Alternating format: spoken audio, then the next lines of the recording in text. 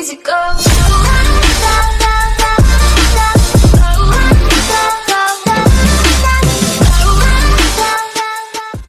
So here it is. This is the iPhone 11 Pro. So this is a Pro edition with the 3-lens setup. And this is the packaging that you get. So you actually get the color of the smartphone on the packaging. So this is the space gray edition. So if you get a different color, this will be something different on the box when you get it. And this is very easy to peel off as well. So I quite like that they made it easier to peel this off by just doing so. Just blocking my IMEI number there. So if you just take this out. Oh, that looks so nice. So this is actually, as you open it up, it's not the front, you get the back first, which is quite interesting. If I remember clearly in the past, it's the front that you see the first time. So the logo has been moved down halfway through. And I read on Twitter today from Tom Warren that the UK or European edition will have that CE logo on the bottom there. Let me just show you guys. So you see that CE logo just there because of the European law. But I think the US version is just plain, so you get the logo and that's it, which would be a lot nicer, but we can deal with that, first world problems. And that's the front of the device itself, as you can see there. We'll come back to that just in a second. If we get this out, we get the user manual as usual, quick start guide, etc. SIM ejector tool is there as well, and you get some stickers, some Apple stickers, so you can stick it on whatever you want, like your suitcase and so on. Here you got the new plug as well, so this is a supercharge or fast charge plug, which is actually nice to have that in the box for once. And this is the collapsible once it's USB-C port there, so I like this mechanism here, so when you're taking it on travels, it's easier to take away without hurting yourself. So pop that in your pocket as well if you like to do so. Elsewhere, you also get your earpods as well. So this is a cabled version. So that's lightning ready. So you don't need any adapter or anything like that in the box. You can just get it out and you're good to go. And you've also got your USB-C to lightning cable in there as well, because the adapter is actually USB-C. On the bright side of this is if you carry other plugs as well, that's also USB-C, you'll be able to plug that end into the USB-C. So for example, I've got a plug for my iPad Pro. I'll be able to carry just that if I need to, and I can use this for the iPad Pro and for this as well, although the other end is they are different. So that's USB-C on the iPad Pro, in case you didn't know. But that's everything you get in the packaging. So you get your phone, earphones, and your charging stuff. And let's go through the phone itself, because this is the main star of the show. You got that 3-lens setup there, and it's very similar in size to the previous iPhone 10. My battered iPhone 10s there, as you can see. You can see the differences there just a little bit. It's slightly thicker and this is slightly heavier as well, but you also get better battery in this, which is much better, and you lose that 3D touch as well, something that I'd never really used on my iPhone 10, so that's all okay. I'm not mad at all.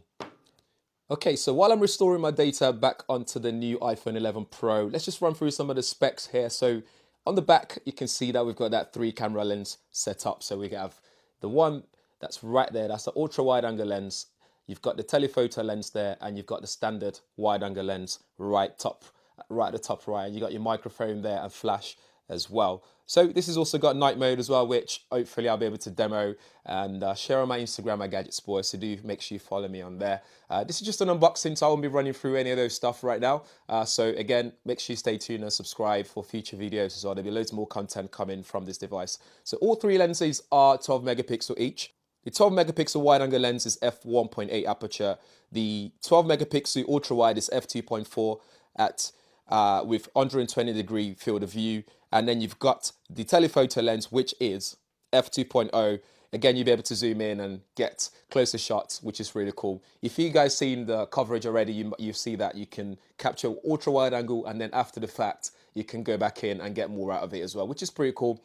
On the bottom, you've got your lightning port there and speaker grill. And on the side, on the right side, is your power button and where your SIM card tray goes. And on the left side is your volume rocker and the silent switch button right there as well. So I think this is starting to come through. So Face ID has been improved as well. So again, it's quicker and stuff like that. So let me just enter my PIN code quickly. As is the first time using it, I have to put that PIN code in first. But other than that, it's easy just to use Face ID unlock, which is just as quick as ever. As you can see there, just slide to unlock it and you're good to go. All my apps are currently restoring back onto the phone from my iPhone 10 and 10s, from my backup, my cloud backup. Other than that, it looks very, very similar. In fact, it's very hard to tell them apart, especially when you get the other one in shot here. So you can see the top notch there as well. It's very similar to the new one. I believe the buttons moved ever so slightly as well. So when you move it to, when you put it together here, you can see that on the new iPhone 11 Pro, it's moved down ever so slightly there. Maybe just to make it easier for people to reach the volume rocker, as you can see there.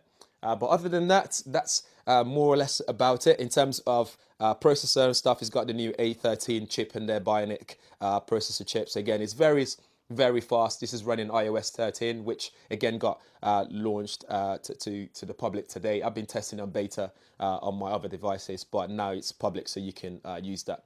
So it's 7nm as well, so it's very power efficient again, so which is pretty cool. And the GPU there and the CPU again. This is meant to be one of the fastest device out there right now, and this is very compact as well. In fact, if I don't get the iPhone 11 as a consumer, I'd go for the 11 Pro. Maybe not the Max. The Max might be too big for usage. As you can see there, it just fits perfectly in the palm of my hands there. Something else that's improved here, it's the quality of the display as well. So this can go up to 1200 nits of brightness, which is impressive. And the color just looks amazing, and you got that dark mode now as well, which I pretty much like. I've been using that on my other devices, again on beta.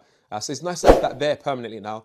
And I like this matte finish on the back on this space grey edition, and I like that they've moved the Apple logo just a bit further down there, so it looks really nice. But other than that, that's something that I just want to show you guys, just an unboxing and just a quick overview. Let's just go into that camera. I feel like I should show you guys the new interface, as you can see in my background there. So you got 2x zoom, got wide angle lens there as well. You got portrait mode. They've done this so it's easy to use one-handed as well again, so you can press on all this to record video, or you can slide to the right to carry on recording without having to press and hold it constantly all the time. One thing that you might need to switch on in settings though for camera, if you like to do so, is if I go all the way down to camera here, you can capture outside photos outside in frame, both in videos and in photos as well. One thing I forgot to mention as well is you can now do 4K at 60 frames per second on all the lenses as well, which is pretty neat. I think that's really cool.